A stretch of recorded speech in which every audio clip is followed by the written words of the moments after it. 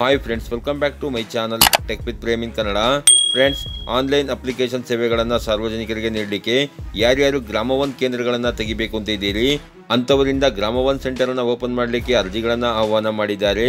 ಇದಕ್ಕೆ ಅರ್ಜಿ ಸಲ್ಲಿಸಲಿಕ್ಕೆ ನಿಮಗಿರಬೇಕಾಗಿರುವ ಅರ್ಹತೆಗಳೇನು, ಏನೇನು ದಾಖಲೆಗಳನ್ನು ನೀಡಬೇಕು, ಎಲ್ಲಿ ಅರ್ಜಿ ಹಾಕಬೇಕು, ಅರ್ಜಿ ಸಲ್ಲಿಸಲಿಕ್ಕೆ ಕೊನೆ ದಿನಾಂಕ ಯಾವುದು ಮತ್ತು ಯಾವ ಜಿಲ್ಲೆಯಿಂದ ಗ್ರಾಮ ಒನ್ ಸೆಂಟರ್ನ ಓಪನ್ ಮಾಡಲಿಕ್ಕೆ ಅರ್ಜಿಯನ್ನು ಆಹ್ವಾನ ಮಾಡಿದ್ದಾರೆ ಅನ್ನುವ ಸಂಪೂರ್ಣವಾದ ಮಾಹಿತಿಯನ್ನು ನಾನು ಈ ವಿಡಿಯೋದಲ್ಲಿ ನಿಮಗೆ ತಿಳಿಸ್ಕೊಡ್ತೇನೆ. ಅದಕ್ಕಿಂತ ಮುಂಚೆ ನೀವೇನಾದರೂ ನಮ್ಮ ಚಾನಲ್ಗೆ ಹೊಸಬರಾಗಿದ್ದರೆ ನಮ್ಮ ಚಾನಲ್ನ ಸಬ್ಸ್ಕ್ರೈಬ್ ಮಾಡಿಕೊಂಡು ಬೆಲ್ ಐಕಾನ್ನ ಕ್ಲಿಕ್ ಮಾಡ್ಕೊಳ್ಳಿ ಫ್ರೆಂಡ್ಸ್. ನಾನು ಹಾಕೋ ಮುಂದಿನ ವಿಡಿಯೋದ ನೋಟಿಫಿಕೇಶನ್ ನಿಮಗೆ ಆ ತಕ್ಷಣ ಬಂದು ಸಿಗುತ್ತೆ ಫ್ರೆಂಡ್ಸ್. ಮೊದಲನೇದಾಗಿ ಇದಕ್ಕೆ ಅರ್ಜಿ ಸಲ್ಲಿಸಲಿಕ್ಕೆ ನಿಮಗಿರಬೇಕಾಗಿರುವ ಅರ್ಹತೆಗಳು ಯಾವುವು ಅನ್ನೋದನ್ನು ನೋಡೋದಾದರೆ, ಅರ್ಜಿದಾರರು ಭಾರತದ ಪ್ರಜೆಯಾಗಿರಬೇಕು ಮತ್ತು ಕರ್ನಾಟಕ ರಾಜ್ಯದ ನಿವಾಸಿಯಾಗಿರಬೇಕಾಗಿರುತ್ತೆ. ಒಬ್ಬ ವ್ಯಕ್ತಿಯು ಒಂದು ಕೇಂದ್ರಕ್ಕೆ ಮಾತ್ರ ನೀವು ಅರ್ಜಿಯನ್ನು ಸಲ್ಲಿಸಬಹುದಾಗಿರುತ್ತೆ. ಕಂಪ್ಯೂಟರ್ ಜ್ಞಾನವನ್ನು ಹೊಂದಿರುವಂತಹ PUC, ಡಿಪ್ಲೊಮೊ, ITI ಪದವಿ, ಸ್ನಾತಕೋತ್ತರ ಪದವಿಯನ್ನು ಓದಿರುವಂತಹ ಅಭ್ಯರ್ಥಿಗಳು ಇದಕ್ಕೆ ಅರ್ಜಿನ ಹಾಕಬಹುದಾಗಿರುತ್ತೆ ಫ್ರೆಂಡ್ಸ್. 1 ರಿಂದ 2 ಲಕ್ಷ ಬಂಡವಾಳ ಹೂಡಿಕೆ ಮಾಡುವ ಸಾಮರ್ಥ್ಯ ನಿಮಗೆ ಇರಬೇಕಾಗಿರುತ್ತೆ. ನೀವು ಯಾವುದೇ ಕ್ರಿಮಿನಲ್ ಹಾಗೂ ಸಮಾಜ ವಿರೋಧಿ ಚಟುವಟಿಕೆಗಳಲ್ಲಿ ಇಲ್ಲದಿರುವ ಬಗ್ಗೆ ಪೊಲೀಸ್ ವೆರಿಫಿಕೇಶನ್ ಸರ್ಟಿಫಿಕೇಟ್ ಅನ್ನು ನೀವು ನೀಡಬೇಕಾಗಿರುತ್ತೆ.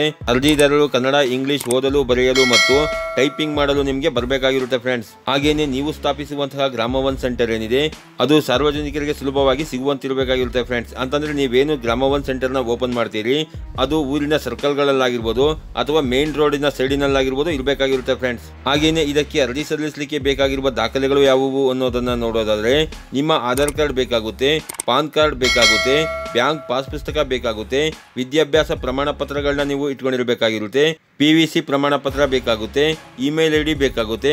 ಹಾಗೇನೆ ಕೊನೆಯದಾಗಿ ಆಧಾರ್ ಕಾರ್ಡ್ಗೆ ಲಿಂಕ್ ಇರುವ ಮೊಬೈಲ್ ನಂಬರನ್ನು ನೀವು ಇಟ್ಕೊಂಡಿರಬೇಕಾಗಿರುತ್ತೆ ಫ್ರೆಂಡ್ಸ್. ಹಾಗೇನೆ ಇದಕ್ಕೆ ಅರ್ಜಿನ ನೀವು ಯಾವ ರೀತಿಯಾಗಿ ಹಾಕಬೇಕು ಅಂತಂದ್ರೆ, ಡಿಸ್ಕ್ರಿಪ್ಷನ್ ಬಾಕ್ಸ್ನಲ್ಲಿ ಲಿಂಕನ್ನು ಕೊಟ್ಟಿರ್ತೀನಿ. ಆ ಲಿಂಕ್ ಮೇಲೆ ಕ್ಲಿಕ್ ಮಾಡಿಕೊಂಡ್ರೆ ನಿಮಗೆ ಈ ರೀತಿ ಪೇಜ್ ಓಪನ್ ಆಗುತ್ತೆ. ಇಲ್ಲಿ ಸ್ಕ್ರಾಲ್ ಡೌನ್ ಮಾಡಿಕೊಂಡು ಇಲ್ಲಿ ಇದನ್ನು ನೀವು ಸಂಪೂರ್ಣವಾಗಿ ಓದ್ಕೊಬೇಕಾಗುತ್ತೆ. ಆನಂತರ ನೀವು ಇಲ್ಲಿ ಚಿಕ್ಕ ಬಾಕ್ಸನ್ನು ಟಿಕ್ ಮಾಡಿಕೊಂಡು ಇಲ್ಲಿ ನೋಂದಣಿ ಮಾಡಿ ಅಂತಿದೆಯಲ್ಲ ಅದ್ರ ಮೇಲೆ ಕ್ಲಿಕ್ ಮಾಡ್ಕೊಳ್ಳಿ. ಇಲ್ಲಿ ನಿಮಗೆ ಈ ರೀತಿ ಪೇಜ್ ಓಪನ್ ಆಗುತ್ತೆ. ಇಲ್ಲಿ ನೀವು ನಿಮ್ಮ ಮೊಬೈಲ್ ನಂಬರ್ ಮತ್ತು ಇಮೇಲ್ ID ನ ಹಾಕೊಂಡು OTP ಮೇಲೆ ಕ್ಲಿಕ್ ಮಾಡಿಕೊಂಡ್ರೆ ನಿಮ್ಮ ಮೊಬೈಲ್ ನಂಬರ್ಗೆ ಹಾಗೂ ಇಮೇಲ್ IDಗೆ ಒಂದೊಂದು OTP ಬರುತ್ತೆ.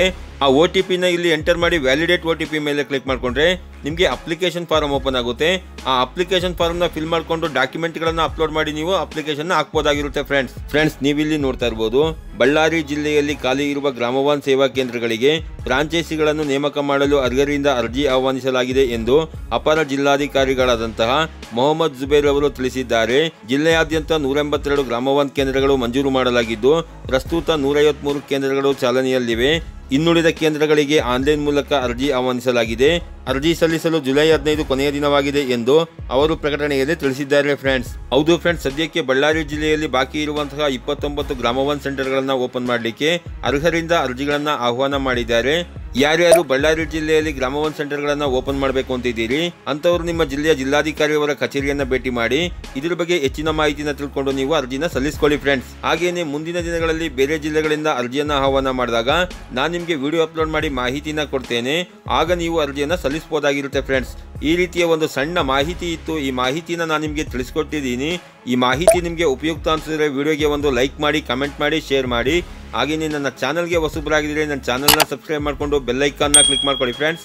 ನಾನು ಹಾಕುವ ಮುಂದಿನ ವಿಡಿಯೋದ ನೋಟಿಫಿಕೇಶನ್ ನಿಮಗೆ ಆ ತಕ್ಷಣ ಬಂದು ಸಿಗುತ್ತೆ ಫ್ರೆಂಡ್ಸ್.